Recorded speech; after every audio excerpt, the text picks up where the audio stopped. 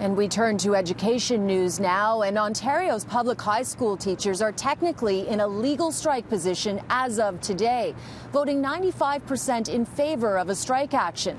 Now, the union has to give 5 days notice before it begins any type of escalating job action, but it had a message for the Ford government here at Queen's Park today: change course or there will be a job action. The education minister tried a new tactic today. Our focus for this government is keeping kids in class.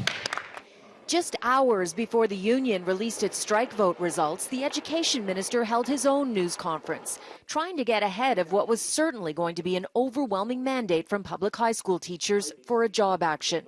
Stephen Lecce is calling for a mediator, accusing the unions of escalating the labor dispute, while he says he has tried to be reasonable. My interest is to get a good deal for kids that keeps them in school. And so when I get the sense, and to be fair, I can't be the only person in the room who gets the sense that there's a trajectory that some unions are on right now. That is a fair point, you know. And so I think if we know that's their trajectory, then how can I help stem that, avoid any sort of labor risk to families, and how do I keep kids in class? Invoking mediation is a reasonable tool.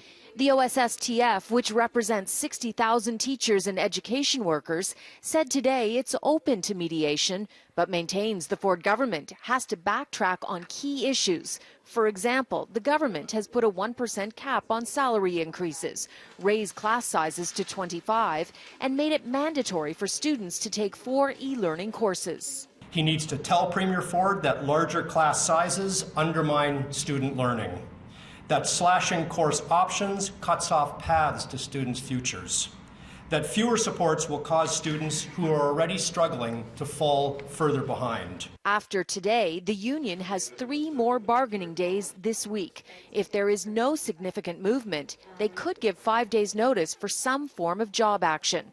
The province's public elementary school teachers are also in a legal strike position and will begin phase 1 of their work to rule November 26. Now, adding to the mood of unrest, Ontario's Catholic teachers have filed a request for conciliation.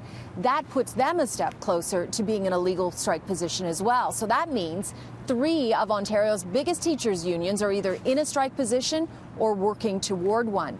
And in the first year of power, this government almost seemed to be goading the unions into taking some form of job action. Now they've softened their stance considerably on that with their tone. So we'll see if the tone shifts at the bargaining table as well.